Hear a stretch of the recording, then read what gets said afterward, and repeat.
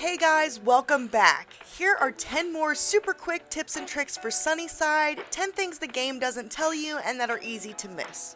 Number 1, don't forget about the shady side cellar. Okay, technically the game does tell you this, but it's so early on and with so much extra information, it's easy to forget. I totally forgot about this guy until winter in my game. How I could forget this face, I do not know. I mean, just look at that hair. But he does sell different plushies and other upgrades that you might be having trouble finding. You can find him in Higashi in the alley by the movie theater. Don't forget about him like I did. Number 2, inventory management. You have 6 different inventory slots. When you auto-transfer things that can be placed in other areas, most of the time they go straight to your main backpack. Be sure to check and make sure that the items that can be placed in other areas are. You don't want to take up unnecessary space in your backpack, and don't forget that the bike, scooter, and truck all have extra inventory space. And the truck space is huge, guys. I mean, seriously, just look at this. It's huge. Number 3, the drone races can be won without upgrades.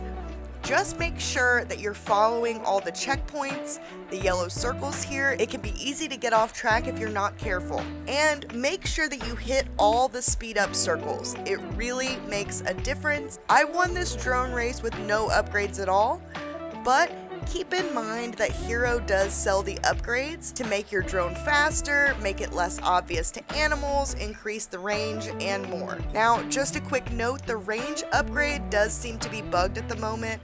I can't seem to place it anywhere. Same with the camera upgrade I bought. I'm not sure if this is something that's unlocked by leveling up your relationship with Hero, or if this is a bug at the moment, but most of the upgrades are working, so check with Hero if you want to upgrade your drone. The speed on this top upgrade here is just insane. Look how fast this is. And this is not sped up.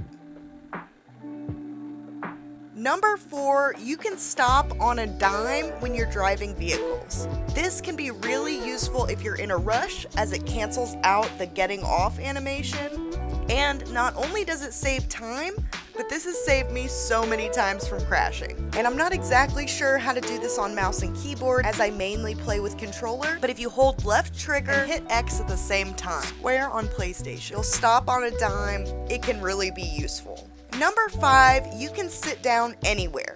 All you have to do is open up your inventory. As you can see, you'll see the prompt to sit at the bottom of the screen, hit X, and you'll sit down. Number 6, you don't have to have the pet leash on you for it to work. All you have to do is own a leash. You can keep it stored anywhere. Then you can attach it to any larger animals like dogs, cats, llamas, and even cows. So keep that in mind and don't have that take up one of your inventory slots.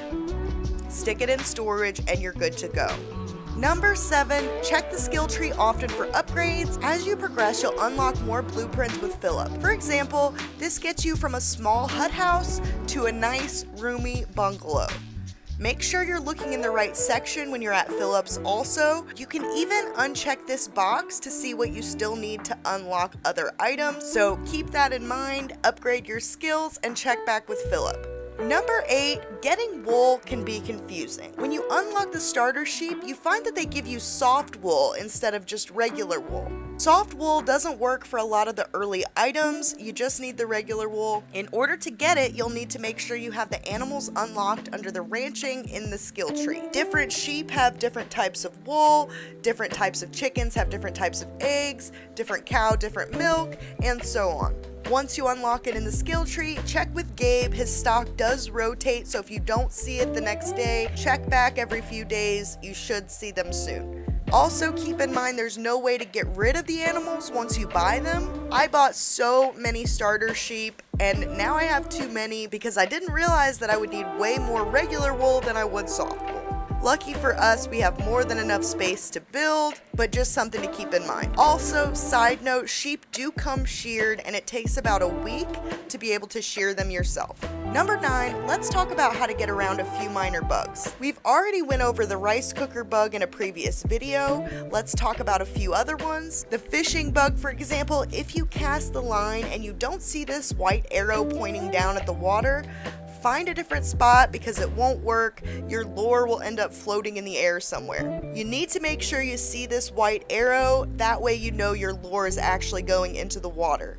And by the way, I don't know if I'm just super lucky or if this fishing spot is just magic, but right here off the pier, it's really hard to see the little arrow down there, but as you can see, it is working. Pay close attention when you use this spot, but I have caught the biggest fish here over and over with just the basic octopus lure. Check it out. I don't think you'll be disappointed. The next bug is the hangout bug. If you ask to hang out with somebody and you're in Higashi and you want to go to SunnySide or vice versa, sometimes the game will bug out and it won't load the right area. All you need to do to get around this is use the search bar.